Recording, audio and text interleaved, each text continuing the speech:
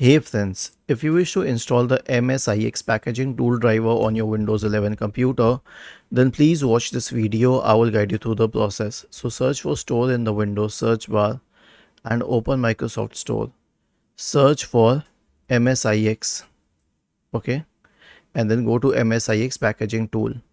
Wait for it to load, click on install.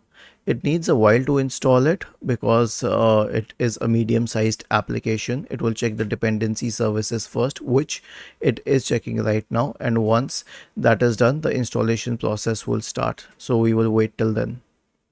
Okay, now it's downloading since it has accepted that our system is compatible for it, and now it's installing.